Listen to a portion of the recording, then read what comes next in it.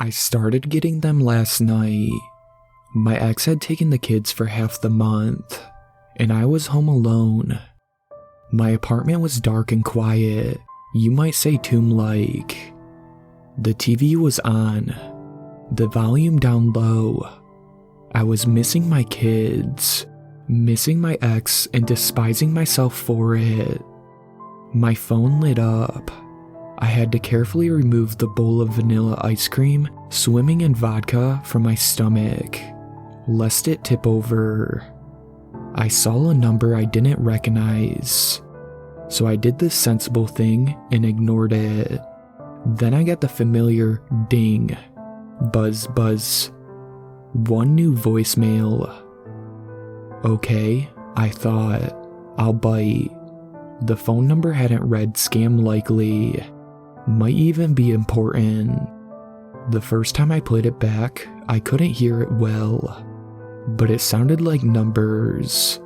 Put it on speakerphone, cranked up the volume to max. In a crackly drone sounding like voice recording from the 1980s or earlier, somebody read these numbers: 04, 14, 01, 12, 18, 05, 13, 13, 21, 19. That was all the message they'd left. Straight away, I knew it wasn't a phone number. It was too many digits, and they were all spaced out in doubles. I tried to return to my low-effort binge watching at a low volume, half-heartedly piecing together subtitles. Hours later, I couldn't get it out of my head. I won't tell you the actual phone number that called me, because I'd really rather not, but I did give that number a call back. It was a number with my area code. I called it. It rang so much I thought I'd be the one to go to voicemail this time, but then came the click. Except for some murmurs of static, it was quiet on the other end. Hello? I said. Somebody left a message from this number. It was all digits. Not a phone number, just... I don't know what it was. Clearer now, breathing on the other end. Hello? Click again. They'd hung up. Brief, but bothersome. I didn't have much time to let it bother me though, because within 10 minutes, I got a call back from that number. I answered instead of letting it go to voicemail. Whoever it was immediately ended the call.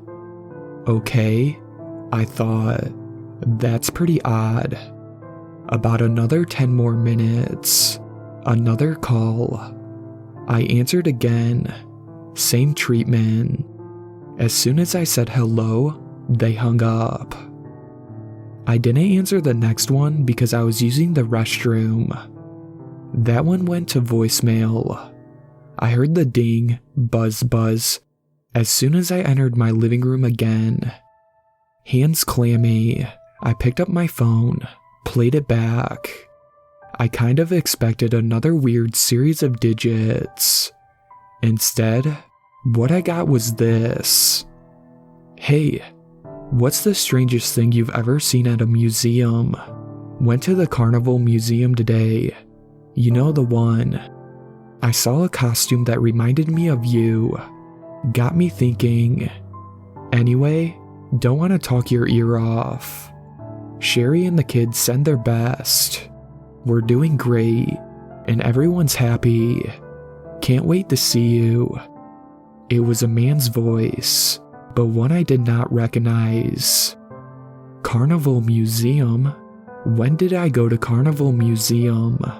I try to remember all the parades I'd ever attended, New Orleans and elsewhere. I couldn't recall stopping in at any Carnival museums. Must have me confused with someone else. On the other hand, the voicemails and wordless calls wanted to suggest other things. What those were, I wasn't sure. I glanced around my TV flickered but otherwise dark apartment as a chill worked its way too slowly from foot to head like a bad massage. About another 10 minutes, and I got another call. I let this one go to voicemail. "You won't believe what happened today." The same man's voice said, "JJ, you know, Joey Jr., fell from a tree and broke some stuff." I told that boy about climbing them trees. But get this, that's not even the most unbelievable part. We didn't need to see a doctor. Just gave him some of that ice cream and he was right as rain, walking just fine. Now there's a little hitch in his step, but it's the kind of thing that adds character. We played some family games and, for you know it's things, was back to normal. Ah, there I go again. I'm for sure talking your ear off, and I know we'll be seeing each other very soon. We're doing great though, and everyone's happy. This is getting ridiculous, I thought. I tried to pick apart my mind, thinking back on all my old acquaintances. Even if this was someone I knew, there was no way I was planning on meeting or seeing them, as those messages suggested. I called the phone number again, before another rough 10 minutes could transpire. "Hey, don't hang up. I don't know you or your family. You've got me confused with someone else." Click. At least I had them on the line for a few rushed sentences. The messages continued.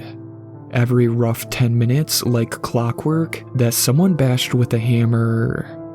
Anytime I picked up and didn't let it go to voicemail, I was rewarded with the call quickly ending.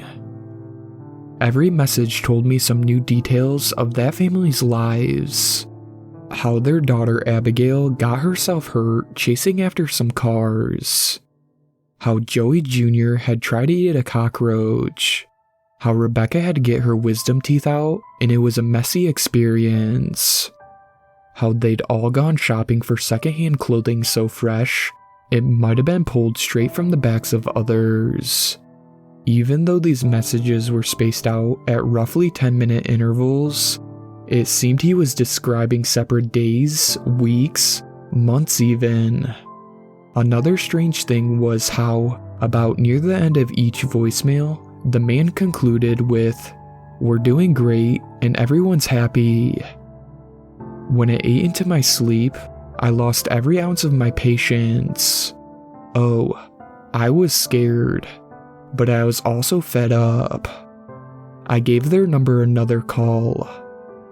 "I don't want to hear how great you are doing," I said, "and how happy you are.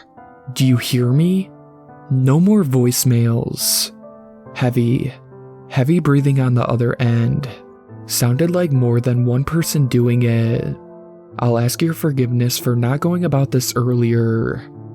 I'm kind of an old soul, at least when it comes to things like technology." I put my phone on silent, and I finally got around to searching that phone number that was calling me online. You know, seeing if there was anything about it tied to scammers and stuff like that. I didn't find anything online about scammers, but that number was connected to a company that had locations all over. I'm talking about all over the country. And while I won't tell you the name of it, I will tell you that it had the word happiness in it. There wasn't much information online on the official website or elsewhere. There were some creepy pictures on the official website, oozing happiness in bright monochromes. From the About section, I wasn't sure whether it was supposed to be a pharmaceutical company or some kind of wellness center. While I was doing all that searching, I'd received a bunch of voicemails I hadn't listened to yet. My phone had been on silent. Glancing over from my office chair, I noticed dawn slipping in through the blinds. I raised them and looked out my apartment window. soft blue, red, and yellow in bands, with the yellow flowing around the trees. It was like a painted uncooked Easter egg that had been broken with the yolk spilling out. Made me think of the last Easter I spent with my family. I'd gotten fussy with my ex about using real eggs this time. She said, "What other eggs are you supposed to paint? They might stink in the sun," I'd said. Somehow our other expletives got flung around. Next thing you know, the kids were crying, throwing their own fits. Next thing you know, Easter egg hunt canceled. Like Hemingway describes bankruptcy, it happened gradually and then suddenly, about like the breakup in our marriage. Weird how a sunrise through some trees can remind a person of things like that. I guess my mind was on family largely from all those voicemails from Joey Sr., Family Man of the Year. I pulled up my desk chair to the window and just stared a while. My phone dinged, buzzed. Pretty soon, I might be receiving voicemails from work. I'd have to shower and get ready. Sleep, and whatever this was, had to wait. One thing I learned from the dissolution of our family unit was that practicalities of life didn't care. Oh, the people involved with those practicalities pretended to care. But when it came to work, if you didn't show, you got replaced. Didn't matter what was going on in your personal life. And who can blame them? It's all a machine. I showered and got dressed for work. As soon as I opened my front door, I saw them. They were past the apartment complex road and parking lots, back past the manicured magnolia and golden rain trees, up under the wilder canopy of blackjacks and pines. A man, a woman, 2 children, holding hands. I couldn't hear them, but I could read their lips. Over and over again, rapidly, they were saying, "We're doing great, and everyone's happy. We're doing great, and everyone's happy." I peered, but couldn't see their faces well above their feverishly working mouths. They wore old clothing garments that belonged in an attic or left hanging at a yard sale. I peered, but didn't dare to step out onto my patio. Cars drove by in the parking lot, clueless to what lurked in the trees. I imagined someone approaching them. I imagined that family jumping out with knives, stabbing and slashing their victim while they chanted over and over, "We're doing great, and everyone's happy." I went inside, locked my door and latched the windows, and got the police on the phone. The person I spoke to became fixated on prank calls and how there wasn't much they could do unless death threats were involved. It's like they completely ignored the part about the family outside my apartment stalking me. So they're happy, huh? Well, that's good. I'd be more concerned if they weren't. They advised me to just block the number. Problem was, I was afraid if I blocked it, they'd do more than stalking. The police didn't even send anyone out. After speaking with them, I found I had just gotten a new voicemail during the conversation. The moisture in my mouth suddenly gone into my hand. I played it back. "Hey, still waiting on you. If you want to go ahead over to this address, you'd beat us there. Then you'd be the one waiting. Haha. We can catch up there. Good things on the horizon. We're doing great and everyone's happy." That address in the message, I recognized it. I got back on my computer and pulled up my browser history to confirm. It was that company's closest location. The company that number they were calling from was associated with. And what about the other series of digits in the very first message I'd gotten?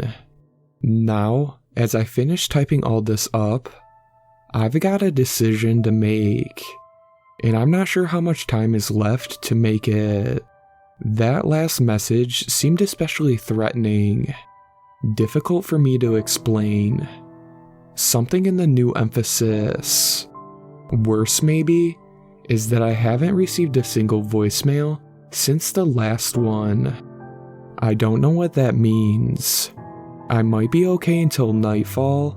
Until that, family is less worried, maybe, about being seen. A part of me just wants to go into work, hoping it'll make me forget what's going on here. Maybe I can sleep there, at the office, instead of coming back home. I'm concerned that if I don't go to that location from their last message, they'll do something extreme. But there's something else. Sorry I haven't mentioned it yet. I was trying to get all this down. As I was trying to get all this down, I took breaks to look out the window near my front door. They're out there alright, most of the time, holding hands, mouse moving rapidly. Other times, there's this other thing, like all that happiness had cast a great big shadow. A tall shape moves occasionally in the trees past the parking lot. Its arms and legs work like slinkies.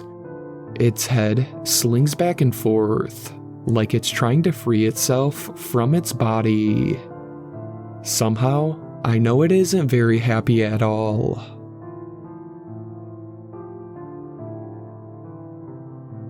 Shout out to my superfans, Sweet Black Swan, Casey, and Brooklyn. I really appreciate you guys supporting my channel, and I really look forward to making more content for everyone.